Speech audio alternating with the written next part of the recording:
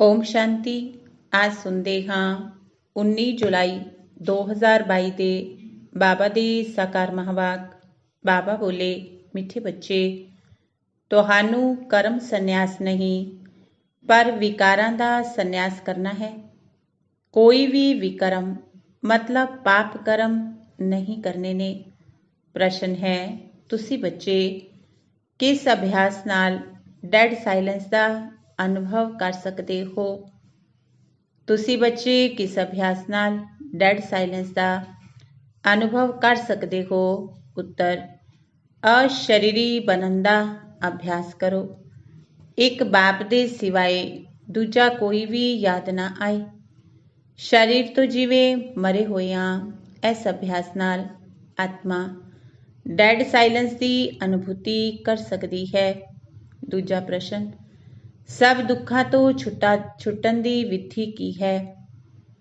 ਸਭ ਦੁੱਖਾਂ ਤੋਂ ਛੁੱਟਣ ਦੀ ਵਿਧੀ ਕੀ ਹੈ? ਉੱਤਰ, ਡਰਾਮਾ ਨੂੰ ਚੰਗੀ ਤਰ੍ਹਾਂ ਬੁੱਧੀ ਵਿੱਚ ਰੱਖੋ। ਹਰ ਇੱਕ ਪਾਠਧਾਰੀ ਨੂੰ ਸਾਖਸ਼ੀ ਹੋ ਕੇ ਵੇਖੋ ਤਾਂ ਦੁੱਖਾਂ ਤੋਂ ਛੁੱਟ ਜਾਓਗੇ। ਕਦੇ ਕਿਸੇ ਗੱਲ ਦਾ ਧੱਕਾ ਨਹੀਂ ਆਏਗਾ। ਗੀਤ ਹੈ ਓਮ ਨਮੋ ਸ਼ਿਵਾਏ। ਓਮ ਸ਼ਾਂਤੀ। ਇਹ ਜੋ ਗੀਤ ਵਿੱਚ ਅੱਖਰ ਨਿਕਲਦੇ ਨੇ, ਸ਼ਿਵਾਏ ਨਮਾ, ਇਹ ਭਗਤੀ ਦੇ ਵਚਨ ਨੇ। ਹੇ ਸ਼ਿਵ ਬਾਬਾ, ਤੁਹਾਨੂੰ ਅਸੀਂ ਨਮਸਕਾਰ ਕਰਦੇ ਹਾਂ, ਲੇਕਿਨ ਭਗਤ ਲੋਕ ਜਾਣਦੇ ਨਹੀਂ ਸ਼ਿਵ ਬਾਬਾ ਕੌਣ ਹੈ। ਕੋਈ ਇੱਕ ਵੀ ਸ਼ਿਵ ਦਾ ਭਗਤ ਸ਼ਿਵ ਨੂੰ ਨਹੀਂ ਜਾਣਦੇ। ਸ਼ਿਵ ਬਾਬਾ ਬਿਲਕੁਲ ਸਾਧਾਰਨ ਅੱਖਰ ਹੈ। ਸ਼ਿਵਾਏ ਨਮः ਕਹਿਣਾ ਇਹ ਵੀ ਭਗਤੀ ਦਾ ਅੰਸ਼ ਹੈ। ਹੁਣ ਤੁਸੀਂ ਕੀ ਕਹਿਣਾ ਹੈ? ਤੁਸੀਂ ਕਦੇ ਐਵੇਂ ਨਹੀਂ ਕਹੋਗੇ। ਸ਼ਿਵਾਏ ਨਮः ਕਹਿਣਾ ਇਹ ਵੀ ਭਗਤੀ ਦਾ ਅੰਸ਼ ਹੈ। ਹੁਣ ਤੁਸੀਂ ਕੀ ਕਹਿਣਾ ਹੈ? ਤੁਸੀਂ ਕਦੇ ਐਵੇਂ ਨਹੀਂ ਕਹੋਗੇ। ਸ਼ਿਵਾਏ ਨਮः ਕਹੋ। ਅਸਲ ਵਿੱਚ ਕਹਿਣ ਦੀ ਲੋੜ ਨਹੀਂ ਰਹਿੰਦੀ। ਬੱਚਿਆਂ ਨੂੰ ਵਾਰ-ਵਾਰ ਨਹੀਂ ਕਿਹਾ ਜਾਂਦਾ ਬਾਪ ਨੂੰ ਯਾਦ ਕਰੋ। ਉਹ ਤਾਂ ਛੋਟੇ ਬੱਚਿਆਂ ਨੂੰ ਸਿਖਾਇਆ ਜਾਂਦਾ ਹੈ, ਅਲਫਬੇ ਪੜ੍ਹਾਇਆ ਜਾਂਦਾ ਹੈ। ਅਸਲ ਵਿੱਚ ਇਸ ਵਿੱਚ ਕਹਿਣਾ ਕੁਝ ਨਹੀਂ। ਮਨ ਮਨਾ ਭਵ ਵੀ ਨਹੀਂ ਕਹਿਣਾ ਹੁੰਦਾ। ਇਹ ਵੀ ਸੰਸਕ੍ਰਿਤ ਅੱਖਰ ਹੈ। ਤੁਹਾਨੂੰ ਤਾਂ ਕਦੇ ਸੰਸਕ੍ਰਿਤ ਵਿੱਚ ਸਮਝਾਇਆ ਨਹੀਂ ਗਿਆ। ਬੱਚੇ ਜਾਣਦੇ ਨੇ। ਸਾਨੂੰ ਤਾਂ ਬਾਪ ਨੂੰ ਯਾਦ ਕਰਨਾ ਹੈ। ਆਤਮਾ ਖੁਦ ਜਾਣਦੀ ਹੈ। ਬਾਪ ਨੇ ਪਰਿਚੈ ਦਿੱਤਾ। ਬੱਚੇ ਹੁਣ ਮੈਨੂੰ ਯਾਦ ਕਰੋ ਤਾਂ ਤੁਹਾਡੇ ਵੀ ਕਰਮ ਵਿਨਾਸ਼ ਹੋ ਜਾਣਗੇ। ਯਾਦ ਕਰਨਾ ਬੱਚਿਆਂ ਦਾ ਫਰਜ਼ ਹੋਇਆ। ਇੱਥੇ ਆ ਕੇ ਜਦੋਂ ਬੈਠਦੇ ਹੋ, ਬਾਪ ਦੀ ਯਾਦ ਵਿੱਚ ਅਸ਼ਰੀਰੀ ਹੋ ਬੈਠਣਾ ਹੈ। ਗਿਆਨ ਵੀ ਬੁੱਧੀ ਵਿੱਚ ਬੈਠਦਾ ਹੈ। ਅਸੀਂ ਆਤਮਾ ਬਾਪ ਨੂੰ ਯਾਦ ਕਰਦੇ ਹਾਂ। ਇਹ ਸਰੀਰ ਤਾਂ ਔਰਗਨ ਨੇ। ਇਹਨਾਂ ਦੀ ਕੀ ਵੈਲਿਊ ਹੈ? ਵਾਜਾ ਕਿੰਨਾ ਵੀ ਫਸਟ ਕਲਾਸ ਹੋਵੇ, ਜੇਕਰ ਮਨੁੱਖ ਵਜਾਉਂਦਾ ਠੀਕ ਨਾ ਹੋਵੇ ਤਾਂ ਵਾਜਾ ਕਿਸ ਕੰਮ ਦਾ? ਐਵੇਂ ਹੀ ਮੁੱਖ ਆਤਮਾ ਹੈ। ਆਤਮਾ ਜਾਣਦੀ ਹੈ ਸਾਨੂੰ ਇਹ ਔਰਗਨ ਮਿਲੇ ਨੇ ਕਰਮ ਕਰਨ ਦੇ ਲਈ। ਅਸੀਂ ਕਰਮ ਯੋਗੀ ਹਾਂ, ਕਰਮ ਸੰਨਿਆਸੀ ਹੋ ਨਹੀਂ ਸਕਦੇ। ਉਹ ਤਾਂ ਕਾਇਦੇ ਦੇ ਵਿਰੁੱਧ ਹੈ। ਵਿਕਰਮਾਂ ਦਾ ਸੰਨਿਆਸ ਕੀਤਾ ਜਾਂਦਾ ਹੈ। ਸਾਡੇ ਤੋਂ ਕੋਈ ਵਿਕਰਮ ਨਾ ਹੋਵੇ, ਪਾਪ ਨਾ ਹੋਵੇ। ਸਭ ਤੋਂ ਵੱਡਾ ਵਿਕਾਰ ਹੈ ਕਾਮ ਵਿਕਾਰ ਦਾ। ਸੰਨਿਆਸ ਧਰਮ ਵਾਲੇ ਜਾਸਤੀ ਵਿਕਾਰ ਨੂੰ ਪਾਪ ਦੇ ਦੁਸ਼ਮਣ ਮੰਨਦੇ ਨੇ। ਇਸ ਲਈ ਡਰਾਮਾ ਅਨੁਸਾਰ ਉਹਨਾਂ ਦਾ ਧਰਮ ਹੀ ਹੈ ਜੰਗਲ ਵਿੱਚ ਚਲੇ ਜਾਣਾ। ਕਾਰਬਾਰ ਦਾ ਸੰਨਿਆਸ ਕਰਨਾ ਇਹ ਵੀ ਡਰਾਮਾ ਵਿੱਚ ਨੋਂਦ ਹੈ। ਉਹਨਾਂ ਨੂੰ ਇਹ ਕਰਨਾ ਹੀ ਪਵੇਗਾ। ਉਹ ਧਰਮ ਹੀ ਵੱਖ ਹੈ। ਉਹਨਾਂ ਨੂੰ ਕੋਈ ਭਾਰਤ ਦਾ ਆਦਿ ਸਨਾਤਨ ਧਰਮ ਨਹੀਂ ਕਹਾਂਗੇ। ਆਦਿ ਸਨਾਤਨ ਹੈ ਹੀ ਦੇਵੀ ਦੇਵਤਾ ਧਰਮ। ਬਾਕੀ ਤਾਂ ਬੇਸ਼ੁਮਾਰ ਧਰਮ ਨੇ। ਸੰਨਿਆਸੀਆਂ ਦਾ ਵੀ ਇੱਕ ਧਰਮ ਹੈ ਜੋ ਮਨੁੱਖ ਹੀ ਸਥਾਪਨ ਕਰਦੇ ਨੇ। ਭਗਵਾਨ ਨਹੀਂ ਸਥਾਪਨ ਕਰਦੇ। ਬਾਬਾ ਨੇ ਸਮਝਾਇਆ, ਕੋਈ ਵੀ ਧਰਮ ਇੱਕ ਦੋ ਦੇ ਪਿਛਾੜੀ ਮਨੁੱਖ ਸਥਾਪਨ ਕਰਦੇ ਨੇ। ਤੁਸੀਂ ਐਵੇਂ ਨਹੀਂ ਕਹੋਗੇ। ਪਰਮ ਪਿਤਾ ਪਰਮਾਤਮਾ ਨੇ ਕੋਈ ਕ੍ਰਿਸਚਨ ਧਰਮ ਸਥਾਪਨ ਕੀਤਾ ਜਾਂ ਸੰਨਿਆਸੀਆਂ ਦੇ ਨਿਵ੍ਰਿੱਤੀ ਮਾਰਗ ਦਾ ਧਰਮ ਸਥਾਪਨ ਕੀਤਾ? ਨਹੀਂ।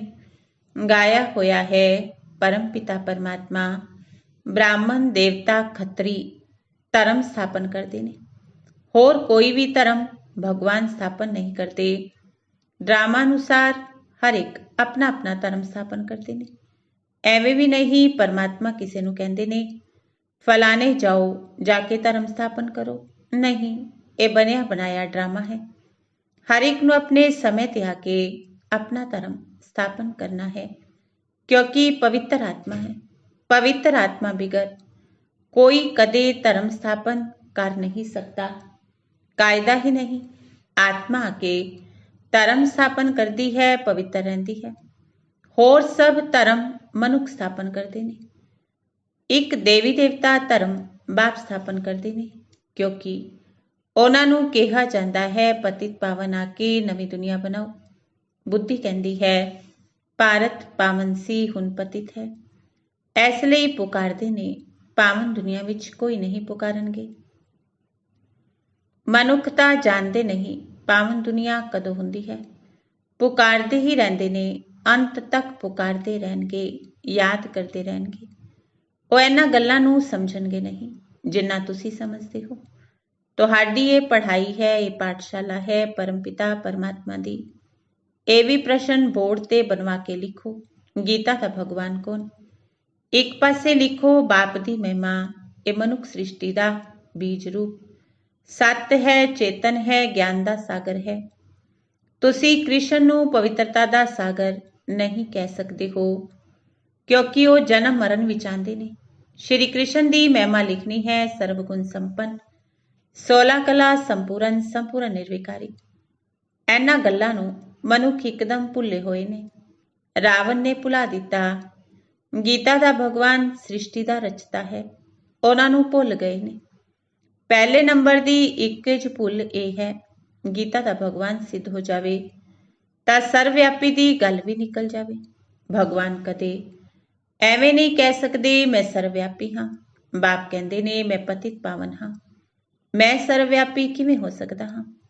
ਇੱਕ ਇੱਕ ਨਾਲ ਕਿੰਨੀ ਮਿਹਨਤ ਕਰਨੀ ਪੈਂਦੀ ਹੈ। ਬੱਚਿਆਂ ਨੂੰ ਸਮਝਾਇਆ ਗਿਆ ਹੈ ਜਦੋਂ ਇੱਥੇ ਬੈਠਦੇ ਹੋ ਸਿਵਾਏ ਇੱਕ ਬਾਪ ਦੇ ਹੋਰ ਕਿਸੇ ਨੂੰ ਯਾਦ ਨਹੀਂ ਕਰੋ, ਪਰੰਤੂ ਜਿਸ ਦੀ ਪ੍ਰੈਕਟਿਸ ਨਹੀਂ, ਸਾਰਾ ਦਿਨ ਸਰਵਿਸ ਵਿੱਚ ਰਹਿੰਦੇ ਨੇ, ਉਹ ਨਿਰੰਤਰ ਸ਼ਿਵ ਬਾਬਾ ਨੂੰ ਯਾਦ ਕਰਨ ਬੜਾ ਮੁਸ਼ਕਿਲ ਹੈ। ਯਾਦ ਨਾ ਕਰਨ ਨਾਲ ਉਹ ਡੈਡ ਸਾਇਲੈਂਸ ਹੋ ਨਹੀਂ ਸਕਦੇ। ਤੁਸੀਂ ਅਸ਼ਰੀਰੀ ਹੋ ਜਾਂਦੇ ਹੋ, ਗੋਇਆ ਸਰੀਰ ਤੋਂ ਮਰ ਜਾਂਦੇ ਹੋ। ਮਰਦਾ ਸਰੀਰ ਹੈ, ਆਤਮਾ ਥੋੜੀ ਨਾ ਮਰਦੀ ਹੈ। ਆਤਮਾ ਕਹਿੰਦੀ ਹੈ ਮੈਂ ਸਰੀਰ ਛੱਡਦਾ ਹਾਂ, ਮੈਂ ਮਰਦਾ ਹਾਂ। ਇਹ ਅੱਖਰ ਕਹਿਣਾ ਰੋਂਗ ਹੈ। ਆਤਮਾ ਨੇ ਸਰੀਰ ਛੱਡਿਆ, ਇਹ ਰਾਈਟ ਅੱਖਰ ਹੈ। ਇਹ ਸਮਝ ਦੀ ਗੱਲ ਹੈ। ਆਤਮਾ ਇੱਕ ਸਰੀਰ ਛੱਡ ਦੂਜਾ ਲੈ ਪਾਠ ਵਜਾਂਦੀ ਹੈ। ਪਾਠਧਾਰੀ ਤਾਂ ਸਭ ਨੇ ਨਾ, ਆਤਮਾ ਪਾਠ ਵਜਾਂਦੀ ਰਹਿੰਦੀ ਹੈ। ਹੁਣ ਤੁਸੀਂ ਬੱਚਿਆਂ ਨੂੰ ਇਹ ਗਿਆਨ ਮਿਲਦਾ ਹੈ ਡਰਾਮਾ ਪਲਾਨ ਅਨੁਸਾਰ। ਉਹਨਾਂ ਨੂੰ ਦੂਜਾ ਸਰੀਰ ਲੈ ਫਿਰ ਪਾਠ ਵਜਾਣਾ ਹੈ। ਇਸ ਵਿੱਚ ਅਸੀਂ ਦੁੱਖ ਕਿਉਂ ਕਰੀਏ? ਇਸ ਡਰਾਮਾ ਵਿੱਚ ਅਸੀਂ ਐਕਟਰ ਹਾਂ, ਇਹ ਗੱਲ ਭੁੱਲ ਜਾਂਦੀ ਹੈ। ਜੇਕਰ ਮੈਨੂੰ ਜਾਣ ਲੈਣ ਤਾਂ ਦੁੱਖ ਕਦੇ ਹੋ ਨਹੀਂ ਸਕਦਾ। ਤੁਸੀਂ ਡਰਾਮਾ ਦੇ ਆਦਿ ਮੱਧ ਅੰਤ ਨੂੰ ਜਾਣ ਕੇ ਕਹਿੰਦੇ ਹੋ ਫਲਾਨੀ ਆਤਮਾ ਨੇ ਸਰੀਰ ਛੱਡਿਆ, ਜਾ ਕੇ ਦੂਜਾ ਸਰੀਰ ਲਿਆ। ਹਰ ਇੱਕ ਆਪਣਾ ਆਪਣਾ ਪਾਠ ਵਜਾ ਰਹੇ ਨੇ। ਭਾਵੇਂ ਤੁਹਾਨੂੰ ਗਿਆਨ ਮਿਲਿਆ ਹੈ, ਜਦੋਂ ਤੱਕ ਪਰਿਪੱਕ ਅਵਸਥਾ ਹੋਵੇ ਉਦੋਂ ਤੱਕ ਕੁਝ ਧੱਕਾ ਆ ਜਾਂਦਾ ਹੈ। ਰਾਵਣ ਰਾਜ ਵਿੱਚ ਜੜ ਜੜੀ ਭੂਤ ਹੋਏ ਨੇ ਨਾ, ਝੱਟ ਧੱਕਾ ਆ ਜਾਂਦਾ ਹੈ। ਸਾਜੂਕ ਵਿੱਚ ਕਦੇ ਧੱਕਾ ਨਹੀਂ ਆਂਦਾ, ਉੱਥੇ ਤਾਂ ਬੈਠੇ ਬੈਠੇ ਸਰੀਰ ਛੱਡ ਦਿੰਦੇ ਨੇ। ਹੁਣ ਨਵਾਂ ਸਰੀਰ ਜਾ ਕੇ ਲੈਣਾ ਹੈ। ਜਿਵੇਂ ਸੱਪ ਦਾ ਮਿਸਾਲ, ਇੱਥੇ ਤਾਂ ਢੇਰ ਰੋਣ ਲੱਗ ਪੈਂਦੇ ਨੇ, ਕਿੱਥੋਂ ਕਿੱਥੋਂ ਤੋਂ ਆ ਕੇ ਸਿਆਪਾ ਕਰਦੇ ਨੇ। ਸਾਜੂਕ ਵਿੱਚ ਇਹ ਗੱਲਾਂ ਨਹੀਂ ਹੁੰਦੀਆਂ। ਤੁਸੀਂ ਸੰਗਮ ਤੇ ਰਾਮਰਾਜ ਰਾਵਣ ਰਾਜ ਦੀ ਰਸਮ ਰਿਵਾਜ ਨੂੰ ਜਾਣਦੇ ਹੋ। ਸੰਗਮ ਤੇ ਤੁਸੀਂ ਦੋਹਾਂ ਨੂੰ ਜਾਣਦੇ ਹੋ। ਰਾਵਣ ਰਾਜ ਵਿੱਚ ਤੁਸੀਂ ਰਾਮ ਰਾਜ ਨੂੰ ਨਹੀਂ ਜਾਣਦੇ ਹੋ। ਸੰਗਮ ਤੇ ਤੁਸੀਂ ਦੋਹਾਂ ਨੂੰ ਜਾਣਦੇ ਹੋ। ਬਾਬਾ ਕੇ ਸਾਰੇ ਡਰਾਮਾ ਦੇ ਆਦਿ ਮੱਧ ਅੰਤ ਦਾ ਰਾਜ ਸਮਝਾਉਂਦੇ ਨੇ। ਫੀਲਿੰਗ ਆਣੀ ਚਾਹੀਦੀ ਹੈ। ਬਰੋਬਰ ਇਹ ਗੱਲ ਠੀਕ ਹੈ। ਜਦੋਂ ਤੱਕ ਤੁਸੀਂ ਬ੍ਰਾਹਮਣ ਨਹੀਂ ਸੀ ਉਦੋਂ ਤੱਕ ਕੁਝ ਨਹੀਂ ਜਾਣਦੇ ਸੀ। ਗਿਆਨ ਬਿਗਰ ਮਨੁੱਖ ਜਿਵੇਂ ਜੰਗਲੀ ਨੇ। ਗਵਰਨਮੈਂਟ ਵੀ ਕਹਿੰਦੀ ਹੈ ਮਨੁੱਖ ਨੂੰ ਪੜ੍ਹਾਈ ਜ਼ਰੂਰ ਚਾਹੀਦੀ ਹੈ। ਗਾਵੜੇ ਵਾਲੇ ਪੜ੍ਹਦੇ ਨਹੀਂ, ਆਪਣੀ ਖੇਤੀਬਾੜੀ ਵਿੱਚ ਲੱਗੇ ਰਹਿੰਦੇ ਨੇ। ਬਾਹਰ ਵਾਲੇ ਕਹਿੰਦੇ ਨੇ ਇਹ ਤਾਂ ਜੰਗਲੀ ਨੇ, ਸਾਨੂੰ ਤਾਂ ਹੁਣ ਬਾਪ ਬੈਠ ਪੜਾਉਂਦੇ ਨੇ। ਅਸੀਂ ਗਾਰਡਨ ਦੇ ਫੁੱਲ ਬੰਦੇ ਹਾਂ, ਉਹਨੇ ਜੰਗਲ ਦੇ ਕੰਢੇ। ਤੁਹਾਨੂੰ ਪਤਾ ਪਿਆ, ਸਮਝ ਸਕਦੇ ਹੋ। ਦੁਨੀਆ ਵਿੱਚ ਉੱਚੇ ਤੇ ਉੱਚਾ ਗੁਰੂ ਨੂੰ ਮੰਨਿਆ ਜਾਂਦਾ ਹੈ, ਕਿਉਂਕਿ ਸਮਝਦੇ ਨੇ ਉਹ ਸਦਗਤੀ ਕਰਦੇ ਨੇ। ਪਰੰਤੂ ਬਾਪ ਨੇ ਸਮਝਾਇਆ, ਇਹ ਤਾਂ ਭਗਤੀ ਵਿੱਚ ਫਸਾਉਂਦੇ ਨੇ, ਭਗਤੀ ਦੀ ਧੁਨ ਵਿੱਚ ਬੈਠਦੇ ਨੇ, ਝੂਮਦੇ ਰਹਿੰਦੇ ਨੇ। ਤੁਹਾਨੂੰ ਝੂਮਣ ਦੀ ਵੀ ਲੋੜ ਨਹੀਂ ਹੈ, ਇੱਥੇ ਤਾਂ ਬਾਪ ਤੋਂ ਵਰਸਾ ਲੈਣਾ ਹੈ। ਬੱਚਾ ਵੱਡਾ ਹੁੰਦਾ ਹੈ, ਸਮਝ ਜਾਂਦਾ ਹੈ, ਬਾਪ ਤੋਂ ਸਾਨੂੰ ਵਰਸਾ ਮਿਲਣਾ ਹੈ। ਛੋਟੇ ਬੱਚੇ ਦੇ ਆਰਗਨਸ ਹੀ ਛੋਟੇ ਨੇ। ਤੁਸੀਂ ਸਮਝ ਸਕਦੇ ਹੋ ਸਾਨੂੰ ਆਪਣਾ ਜੀਵਨ ਕਿਵੇਂ ਉੱਚ ਬਣਾਉਣਾ ਹੈ। ਬਰੋਬਰ ਭਾਰਤ ਹੀਰੇ ਵਰਗਾ ਸੀ। ਗੀਤਾ ਵਿੱਚ ਜੇਕਰ ਪਰਮ ਪਿਤਾ ਪਰਮਾਤਮਾ ਦਾ ਨਾਮ ਹੁੰਦਾ, ਸਭ ਕੁਝ ਸਮਝ ਆਉਂਦੇ। ਪਰਮ ਪਿਤਾ ਪਰਮਾਤਮਾ ਹੀ ਸਰਵਦਾ ਸਦਗਤੀ ਦਾਤਾ ਹੈ। ਉਹਨਾਂ ਦੀ ਸ਼ਿਵ ਜਯੰਤੀ ਭਾਰਤ ਵਿੱਚ ਮਨਾਉਂਦੇ ਨੇ। ਅਸਲ ਵਿੱਚ ਭਾਰਤ ਤਾਂ ਸਭ ਤੋਂ ਵੱਡਾ ਤੀਰਥ ਹੈ। ਸਭ ਦੀ ਸਦਗਤੀ ਕਰਨ ਵਾਲਾ ਜੋ ਬਾਪ ਹੈ, ਉਹਨਾਂ ਦਾ ਜਨਮ ਇੱਥੇ ਭਾਰਤ ਵਿੱਚ ਹੁੰਦਾ ਹੈ। ਹੁਣ ਤੁਹਾਨੂੰ ਪਤਾ ਪਿਆ ਬਾਪ ਕਿਵੇਂ ਭਾਰਤ ਦੇਸ਼ ਵਿੱਚ ਆਉਂਦੇ ਨੇ। ਹੁਣ ਕਿਹੜਾ ਤੀਰਥ ਸਥਾਨ ਉੱਚ ਮੰਨਾਂਗੇ? ਜ਼ਰੂਰ ਭਾਰਤ ਨੂੰ ਮੰਨਣਾ ਪਵੇ। ਸ਼ਿਵ ਦੇ ਮੰਦਿਰ ਜਿੱਥੇ ਕਿੱਥੇ ਨੇ, ਸਭ ਧਰਮ ਵਾਲੇ ਜਿੱਥੇ ਵੀ ਸ਼ਿਵ ਦਾ ਮੰਦਿਰ ਵੇਖਣਗੇ, ਜਾ ਕੇ ਸ਼ਿਵ ਬਾਬਾ ਤੇ ਹਾਰ ਚੜਾਉਣਗੇ। ਜੇਕਰ ਜਾਣ ਲੈਣ ਸ਼ਿਵ ਬਾਬਾ ਹੀ ਹੈ ਜਿਸ ਨੇ ਸਾਡੀ ਸਭ ਦੀ ਸਦਗਤੀ ਕੀਤੀ, ਤਾਂ ਭਟਕਣਾ ਛੁੱਟ ਜਾਵੇ। ਭਾਰਤ ਨੂੰ ਅਵਿਨਾਸ਼ੀ ਖੰਡ ਕਹਿੰਦੇ ਨੇ। ਭਾਰਤ ਕਦੇ ਵਿਨਾਸ਼ ਨਹੀਂ ਹੁੰਦਾ, ਇਹ ਵੀ ਤੁਸੀਂ ਜਾਣਦੇ ਹੋ। ਭਾਰਤ ਵਿੱਚ ਜਦੋਂ ਦੇਵੀ ਦੇਵਤਾ ਧਰਮ ਸੀ, ਹੋਰ ਧਰਮ ਵਾਲੇ ਜਾਂ ਖੰਡ ਨਹੀਂ ਸੀ, ਤੁਸੀਂ ਬੱਚੇ ਜਾਣਦੇ ਹੋ। ਬਾਪ ਹੁਣ ਇੱਥੇ ਫੈਮਿਲੀ ਸਮੇਤ ਬੈਠਾ ਹੈ। ਇਹ ਈਸ਼ਵਰੀਏ ਫੈਮਿਲੀ ਹੈ, ਉਹ ਹੈ ਆਸੁਰੀ ਫੈਮਿਲੀ। ਤੁਹਾਡੇ ਵਿੱਚ ਕੋਈ ਨੇ ਜੋ ਚੰਗੀ ਤਰ੍ਹਾਂ ਸਮਝਦੇ ਨੇ, ਸ਼ੁੱਧ ਹੰਕਾਰ ਵਿੱਚ ਰਹਿੰਦੇ ਨੇ। ਦੇਹ ਅਭਿਮਾਨ ਹੈ ਅਸ਼ੁੱਧ ਹੰਕਾਰ। ਦੇਵਤਾਵਾਂ ਦੇ ਚਿਹਰੇ ਕਿੰਨੇ ਖੁਸ਼ਨੁਮਾ ਰਹਿੰਦੇ ਨੇ। ਤੁਹਾਡਾ ਸ਼ੁੱਧ ਹੰਕਾਰ ਗੁਪਤ ਹੈ। ਆਤਮਾ ਨੂੰ ਬਹੁਤ ਖੁਸ਼ੀ ਹੁੰਦੀ ਹੈ, ਉਹ ਕਲਪ ਬਾਅਦ ਫਿਰ ਤੋਂ ਬਾਬਾ ਮਿਲਿਆ, ਸਾਨੂੰ ਰਾਜ ਭਾਗ ਦਾ ਵਰਸਾ ਦੇਣ ਦੇ ਲਾਇਕ ਬਣਾ ਰਹੇ ਨੇ। ਬੜੀ ਖੁਸ਼ੀ ਰਹਿਣੀ ਚਾਹੀਦੀ ਹੈ। ਤੁਹਾਡੇ ਅਗੇਂਸਟ ਬਹੁਤ ਨੇ। ਤੁਹਾਡੀ ਇੱਕ ਗੱਲ ਹੈ, ਈਸ਼ਵਰ ਸਰਵਵਿਆਪੀ ਨਹੀਂ। ਦੂਜੀ ਗੱਲ ਹੈ, ਗੀਤਾ ਦਾ ਭਗਵਾਨ ਕ੍ਰਿਸ਼ਨ ਨਹੀਂ। ਇਹ ਨੇ ਮੁੱਖ ਦੋ ਭੁੱਲਾਂ। ਇਸ ਲਈ ਬਾਬਾ ਕਹਿੰਦੇ ਨੇ, ਪਹਿਲੇ ਪੁੱਛੋ ਪਰਮ ਪਿਤਾ ਪਰਮਾਤਮਾ ਨਾਲ ਤੁਹਾਡਾ ਕੀ ਸੰਬੰਧ ਹੈ। ਇਹ ਵੀ ਪੁੱਛੋ ਗੀਤਾ ਦਾ ਭਗਵਾਨ ਕੌਣ ਹੈ। ਜੱਜ ਕਰੋ ਇਸ ਪਹੇਲੀ ਨੂੰ। ਇਸ ਨੂੰ ਹੱਲ ਕਰਨ ਨਾਲ ਸੈਕਿੰਡ ਵਿੱਚ ਜੀਵਨ ਮੁਕਤੀ ਪਾ ਸਕਦੇ ਹੋ। ਜਨਕ ਮਿਸਲ ਸੈਕਿੰਡ ਵਿੱਚ ਜੀਵਨ ਮੁਕਤੀ, ਇਹ ਤਾਂ ਭਾਰਤ ਵਿੱਚ ਮਸ਼ਹੂਰ ਹੈ। ਉਸਨੇ ਕਿਹਾ ਕੌਣ ਹੈ ਜੋ ਮੈਨੂੰ ਸੈਕਿੰਡ ਵਿੱਚ ਬ੍ਰਹਮ ਗਿਆਨ ਦੇਵੇ। ਇਹ ਬ੍ਰਹਮਾ ਗਿਆਨ ਹੈ ਨਾ, ਜੋ ਬ੍ਰਾਹਮਣ ਬ੍ਰਾਹਮਣੀਆਂ ਹੀ ਦਿੰਦੇ ਨੇ। ਤੁਹਾਨੂੰ ਗਿਆਨ ਦੇਣ ਵਾਲਾ ਗਿਆਨ ਦਾ ਸਾਗਰ ਪਰਮ ਪਿਤਾ ਪਰਮਾਤਮਾ ਸ਼ਿਵ ਹੈ। ਇਹਨਾਂ ਗੱਲਾਂ ਨੂੰ ਉਹ ਸਮਝਦੇ ਨਹੀਂ, ਬ੍ਰਹਮ ਗਿਆਨ ਕਹਿ ਦਿੰਦੇ ਨੇ। ਬ੍ਰਹਮਾ ਭੋਜਨ ਨੂੰ ਵੀ ਬ੍ਰਹਮ ਭੋਗ ਕਹਿ ਦਿੰਦੇ ਨੇ। ਬ੍ਰਹਮ ਭੋਗ ਕਹਿ ਦਿੰਦੇ ਨੇ। ਬ੍ਰਹਮ ਤੱਤਵ ਹੈ। ਬ੍ਰਹਮਾ ਤਾਂ ਹੈ ਬਾਪ, ਉਹਨਾਂ ਦਾ ਬਾਪ ਹੈ ਸ਼ਿਵ। ਇਹ ਗੱਲਾਂ ਮਨੁੱਖ ਬਿਲਕੁਲ ਨਹੀਂ ਜਾਣਦੇ। ਪਹਿਲੇ ਤੁਹਾਨੂੰ ਇਹ ਗੱਲਾਂ ਥੋੜੀਆਂ ਨਾ ਸਮਝਾਈਆਂ ਸੀ। ਪਹਿਲੇ ਤਾਂ ਤੁਸੀਂ ਸਗੀਰ ਸੀ, ਬਾਲਕ ਸੀ, ਹੁਣ ਬਾਲਗ ਹੋ ਗਏ ਹੋ। ਬਾਪ ਕਹਿੰਦੇ ਨੇ ਅੱਜ ਤੁਹਾਨੂੰ ਗੁਪਤ ਗੱਲਾਂ ਸਮਝਾਉਂਦਾ ਹਾਂ। ਗੱਲ ਬਿਲਕੁਲ ਸਹਿਜ ਹੈ, ਮਨਮਨਾ ਭਵ। ਜਿਵੇਂ ਬੀਜ ਤੇ ਝਾੜ ਦਾ ਵਿਸਤਾਰ ਕਿੰਨਾ ਲੰਬਾ ਹੈ, ਸਮਝਾਉਂਦੇ ਰਹਿੰਦੇ ਨੇ। ਹੁਣ ਅਸੀਂ ਤ੍ਰਿਕਾਲਦਰਸ਼ੀ ਬਣ ਗਏ ਹਾਂ। ਰਚਨਾ ਦੇ ਆਦਿ ਮੱਧ ਅੰਤ ਨੂੰ ਜਾਣ ਗਏ ਹਾਂ। ਇਸ ਸਮੇਂ ਤੁਹਾਡੇ ਇਲਾਵਾ ਹੋਰ ਕੋਈ ਵੀ ਸ੍ਰਿਸ਼ਟੀ ਦੇ ਆਦਿ ਮੱਧ ਅੰਤ ਨੂੰ ਨਹੀਂ ਜਾਣਦੇ। ਅਸੀਂ ਵੀ ਨਹੀਂ ਜਾਣਦੇ ਸੀ। ਹੁਣ ਤੁਸੀਂ ਸਮਝਦੇ ਹੋ। ਸਭ ਤੋਂ ਜ਼ਿਆਦਾ ਭਗਤੀ ਸ਼ੁਰੂ ਹੋਈ, ਸਾਡੀ ਉਤਰਦੀ ਕਲਾ ਹੁੰਦੀ ਗਈ। ਚੜ੍ਹਦੀ ਕਲਾ ਹੁੰਦੀ ਹੈ ਤਾਂ ਸਰਵ ਦਾ ਭਲਾ ਹੁੰਦਾ ਹੈ। ਉਤਰਦੀ ਕਲਾ ਵਿੱਚ ਕਿਸੇ ਦਾ ਭਲਾ ਹੁੰਦਾ ਹੈ ਕਿ? ਇਹ ਸਭ ਗੱਲਾਂ ਸਮਝਣ ਦੀਆਂ ਨੇ। ਇਹ ਵੀ ਡਰਾਮਾ ਵਿੱਚ ਨੂੰਦ ਹੈ। ਇਹ ਬੜੀ ਚੰਗੀ ਟੌਪਿਕ ਹੈ, ਗੀਤਾ ਦਾ ਭਗਵਾਨ ਕੌਣ। ਇਸ ਪਹੇਲੀ ਨੂੰ ਹੱਲ ਕਰਨ ਤੇ ਤੁਸੀਂ ਬਾਪ ਦਾ ਵਰਸਾ ਪਾ ਵਿਸ਼ਵ ਦਾ ਮਾਲਿਕ ਬਣ ਸਕਦੇ ਹੋ।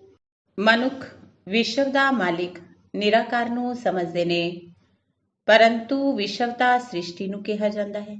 ਬਾਪ ਵਿਸ਼ਵ ਦਾ ਮਾਲਿਕ ਨਹੀਂ ਬਣਦਾ। ਬਾਪ ਕਹਿੰਦੇ ਨੇ, ਮੈਂ ਨਿਸ਼ਕਾਮ ਸੇਵਾਧਾਰੀ ਹਾਂ। ਤੁਸੀਂ ਮੋਸਟ ਬਿਲਵਡ ਚਿਲਡਰਨ ਹੋ। ਮੈਂ ਤੁਹਾਡਾ ਓਬੀਡੈਂਟ ਸਰਵੈਂਟ ਹਾਂ। ਤੁਸੀਂ ਪੁਕਾਰਦੇ ਹੋ ਪਤਿਤ ਪਾਵਨ, ਆ ਕੇ ਪਾਵਨ ਬਣਾਓ। ਹਾਜ਼ਿਰ ਸਰਕਾਰ, ਮੈਂ ਆਇਆ ਹਾਂ। ਬਾਪ ਬੱਚਿਆਂ ਦਾ ਸਰਵੈਂਟ ਹੀ ਹੈ। ਫਿਰ ਕਈ ਕਪੂਤ ਵੀ ਨਿਕਲ ਆਉਂਦੇ ਨੇ। ਬਾਪ ਤਾਂ ਨਿਰਾਕਾਰੀ ਨਿਰਹੰਕਾਰੀ ਗਾਇਆ ਹੋਇਆ ਹੈ, ਉੱਚੇ ਤੇ ਉੱਚਾ ਭਗਵਾਨ। ਫਿਰ ਉਹਨਾਂ ਦਾ ਏਰਥ। ਕਈ ਬੱਚੇ ਕਹਿੰਦੇ ਨੇ, ਅਸੀਂ ਸ਼ਿਵ ਬਾਬਾ ਦੇ ਰੱਥ ਦੇ ਲਈ ਕੱਪੜਾ ਭੇਜ ਦਿੰਦੇ ਹਾਂ। ਰੱਥ ਦੀ ਅਸੀਂ ਖਾਤਰੀ ਕਰ ਸਕਦੇ ਹਾਂ ਨਾ। ਸ਼ਿਵ ਬਾਬਾ ਤਾਂ ਖਾਂਦੇ ਨਹੀਂ। ਕਿਸ ਦੀ ਖਾਤਰੀ ਕਰੀਏ? ਇਹਨਾਂ ਦੀ ਡਰੈਸ ਉਹੀ ਚੱਲੀ ਆਂਦੀ ਹੈ। ਕੋਈ ਹੰਕਾਰ ਨਹੀਂ, ਕੋਈ ਚੇਂਜ ਨਹੀਂ। ਇਹਨਾਂ ਨੂੰ ਵੇਖ ਕੇ ਸਮਝਦੇ ਨੇ, ਇਹ ਤਾਂ ਜੋਹਰੀ ਸੀ। ਇਹ ਕਿਵੇਂ ਪ੍ਰਜਾਪਿਤਾ ਹੋ ਸਕਦਾ ਹੈ? ਅਰੇ, ਇਸ ਵਿੱਚ ਮੁੰਝਣ ਦੀ ਕੀ ਲੋੜ ਹੈ? ਆ ਕੇ ਸਮਝੋ। ਅਸੀਂ ਬ੍ਰਹਮਾ ਮੁਖ ਦੁਆਰਾ ਵੰਸ਼ਾਵਲੀ ਬਣੇ ਹਾਂ। ਸਾਡਾ ਹੱਕ ਬਣਦਾ ਹੈ ਵਿਸ਼ਵ ਦੇ ਮਾਲਿਕ ਬਣਨ ਦਾ। ਅੱਛਾ ਮਿੱਠੇ ਮਿੱਠੇ ਸਿਕਿਲ ਦੇ ਬੱਚਿਆਂ ਪ੍ਰਤੀ ਮਾਤਾ ਪਿਤਾ ਬਾਪ ਦਾਦਾ ਦਾ ਯਾਦ ਪਿਆਰ ਤੇ ਗੁੱਡ ਮਾਰਨਿੰਗ। ਰੂਹਾਨੀ ਬਾਪ ਦੀ ਰੂਹਾਨੀ ਬੱਚਿਆਂ ਨੂੰ ਨਮਸਤੇ।